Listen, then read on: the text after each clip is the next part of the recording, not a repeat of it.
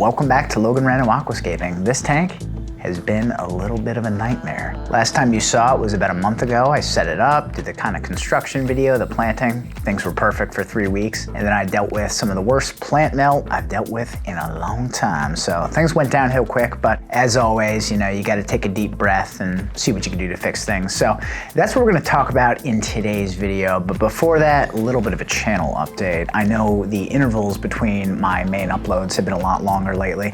That's because I've primarily been focused on short form content, something I never thought I'd get into, but they've been really successful, like 10 to 100 times more successful than any piece of content I've ever put out in my life. So I gotta chase that. You guys vote with your attention. Obviously, I'm always gonna have a passion for aquascaping and I'll always be putting out content, but I gotta focus on these shorts. They're sketch comedy, all about aquascaping. People are loving them.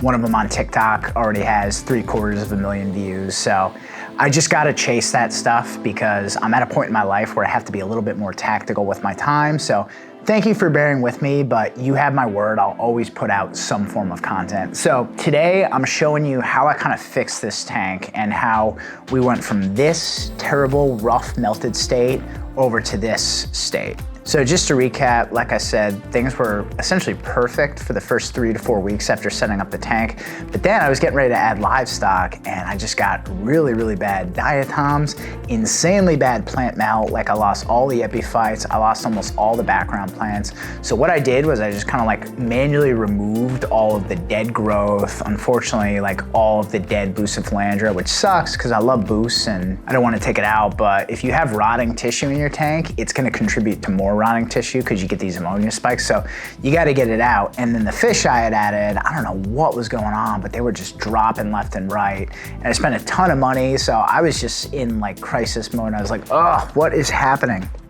This hobby is so beautiful and it can be so peaceful, but it can also just be so freaking stressful. And I gotta admit, I was in that mode. So I gave it a couple weeks of just, you know, removing the livestock, making sure they were safe first and foremost, and then just kind of doing my regular maintenance and kind of just dealing with things looking ugly, but manually removing what I could. And then things began to stabilize, the plant melt stopped. So at that point I knew it was time to do some replanting, do some trimming, do some big maintenance.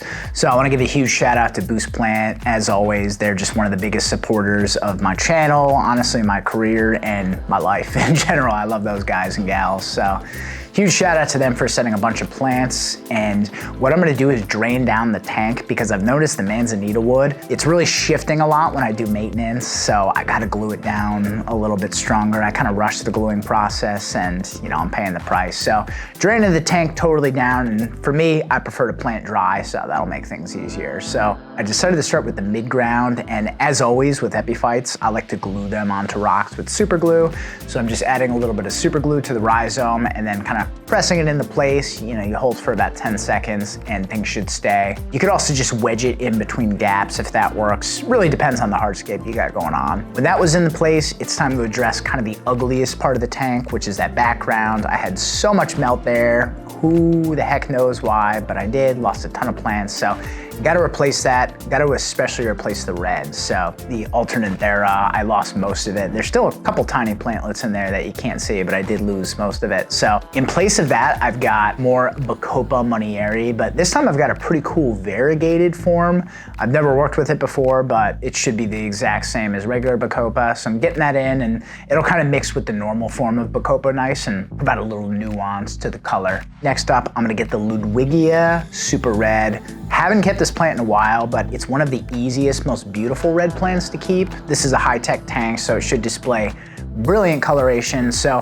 I'm kind of re-adding that where the Alternanthera used to be in the back, and it looks really beautiful. Honestly, Ludwigia was my first choice, but it was out of stock when I initially planted, so I'm happy to get my hands on this. So with all those new plants in place, it was time to fill the tank back up, which took a little while. I've got an RO system. I remineralize as I go. I'm using a GHKH plus mineral, and I remineralize to about 150 parts per million TDS. And then with the tank full, I'm gonna be adding my nutrients in there, and I'm super duper grateful to see that UNS has released their new line of fertilizer. This is the UNS Plant Food. First of all, I gotta say it's probably the sexiest bottle I've seen in the market. I think I've probably used every FIRT under the sun.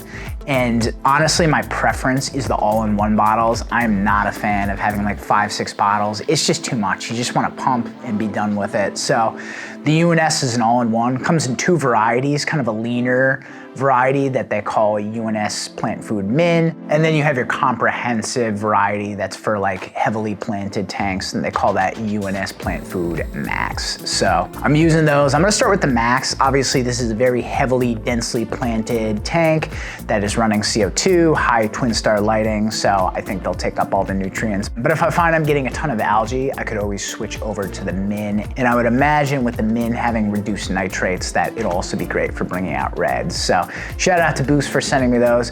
As always, all the products, especially the plant food, is gonna be linked in the video description. Thank you for watching this update. Don't worry, I'll have another video out in a few weeks. And if you like the short form content, I'd love to hear from you. Like I said, it's been very successful, but I wanna know if my regular channel viewers who watch the long form stuff are also into that. It's really encouraging to hear back from you guys. So thank you so much for watching. If you have any questions about plant now, how to deal with it, how to deal with any kind of turmoil in your tank, drop me a comment. I'm here for you. Thanks for watching.